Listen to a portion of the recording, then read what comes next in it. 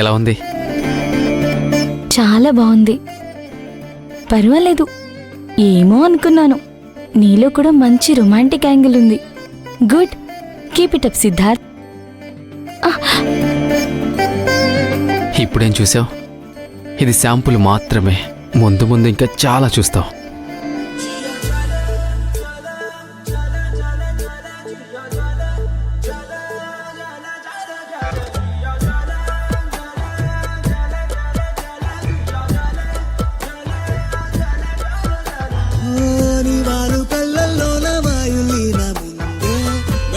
సంపుల్లోన మ్యాంజోలీను ఉందే, నీ నడము మడతల్లోన నాదస్వరముందే, సరసంగా మీటుదుంటే ఎంత హాయిగుందే.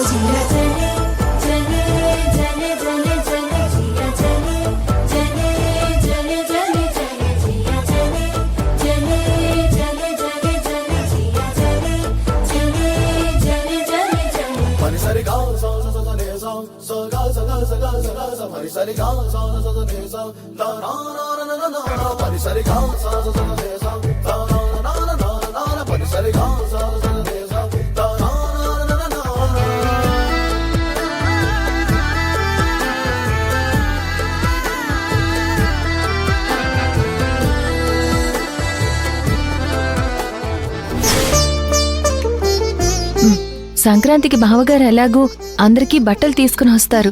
మనం కూడా ఏమైనా తీసుకొస్తే బాగుంటుంది కదా. కొత్తగా పెళ్ళైన జంట ఇంట్లో ఉన్నారు కాబట్టి వాళ్ళ కోసం ఏదైనా చెయ్యాలని అనుకుంటున్నాం కదా. పిండి వంటలు చేద్దాం అనుకున్నాం కదా. సరే, ఇంకేం చేయాలనుకుంటున్నావు చెప్పు. కొత్త పెళ్లి కొడుకు కదా, తనకంటూ మనం చేసింది ఏమీ లేదు. రాగానే తీసుకెళ్లి ఇంటి బ్యాక్ యార్డ్ లో పెట్టడం తప్ప. సర్లే భూమి, అదేదో అలా జరిగిపోయింది. పాపం, తనని ఏ విధంగా బాధ పెట్టినా తను మాత్రం మనం అంటే అభిమానంగా ఉన్నాడు. అలాంటి అబ్బాయికి పండగ రోజు ఏదైనా గుర్తుగా మంచి వస్తువు ఇస్తే బాగుంటుంది. వస్తువు అంటే ఆడపిల్లలకైతే బంగారం తీస్తారు, మగాడికి ఏముంటుంది, మహాయితో మంచి డ్రెస్. అవును, నువ్వు మంచి డ్రెస్ వేసుకోమన్నా వేసుకోవు. నాది హోటలు, నేనే వంట మాస్టర్ని, నేను ఇలాగే ఉంటాను అంటావు. సిద్ధార్థ్ అయితే చదువుకున్నవాడు, సొంతగా ఆఫీస్ కూడా ఉంది, ఆస్తి అంతస్తులు అన్నీ ఉన్నాయి. అంత గొప్పింట్లో పుట్టినా కూడా ఒంటి మీద చిన్న బంగారం కూడా లేకుండా కట్టుబట్టలతో వచ్చేశాడు. అందుకే మన గుర్తుగా తనకేమైనా చైన్ గాని రింగ్ గాని ఇస్తే బాగుంటుంది. మంచిదే కదా, చేయించేద్దాం. సరే అయితే మా ప్రసాద్కి చెప్తాను, ఏదైనా మంచి చూసి సెలెక్ట్ చేసి తీసుకొస్తాడు. మధ్యలో మావయ్య గారిని ఎందుకు ఇబ్బంది పెట్టడం, ఏం అవసరం లేదు. అవును, మనం మొన్న రింగు బ్రాస్లెట్ అవి కొన్నాం కదా, ప్రస్తుతానికి అది పెడితే సరిపోదా? ఏం వద్దు, కొత్తవే తీసుకుందాం. ఆ పాత వాటి గురించి మర్చిపోవడమే మంచిది. సరే అయితే, నాకు తెలిసిన జ్యువెలరీ షాప్ ఉంది. మనకు కావాల్సిన వస్తువుల గురించి చెప్తే ఏమేమి డిజైన్లు ఉన్నాయో మనకు ఫోటోలు పెడతాడు. నువ్వు అన్నట్లు ఉదయాన్నే వెళ్ళి తీసుకుందాం. అవును, పెళ్లి కొడుక్కి అది తీసుకురావాలి ఇది తీసుకోవాలని ఆలోచిస్తున్నావు. మరి పండక్కి మాకేం కానుకలేవా? నేనే నీకు పెద్ద కానుక, ఇంకేం కానుకలు కావాలంటే తమరికి? అతనికి ఇస్తుంటే నాకు కూడా ఏదైనా ఇస్తే బాగుంటుంది. సరే, నీకు ఒక చిన్న బ్రేస్లెట్ కొందాంలే. బ్రాస్లెట్లు చైన్లు అవన్నీ నాకు అలవాట్లేవు. మరి ఇంకేం కావాలి? ఏముంది, ఓ చిన్న ముద్దు, లేదంటే హలో, అసలు ఇప్పుడు నేను వట్టి మనిషిని కాను. ముద్దు పెట్టుకుంటే ఏమవుతుంది భూమి? కడుపులో ఉన్న బాబు ఏమనుకుంటాడు? మా నాన్నేంటి మా మమ్మీని ఇబ్బంది పెడుతున్నాడు అని అనుకోడా?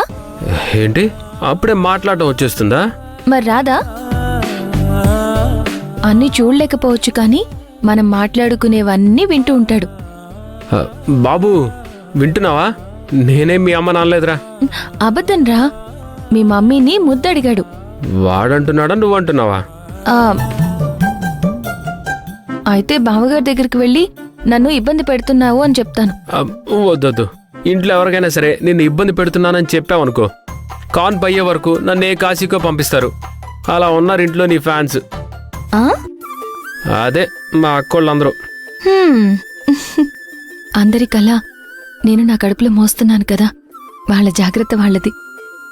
నిజమే కదా భూమి, ఇంట్లో 1-2 సంఘటనలు జరిగాయి కాబట్టి ఇంట్లో వాళ్ళకే కాదు నా మనసులోనూ కొంచెం భయంగా ఉంది.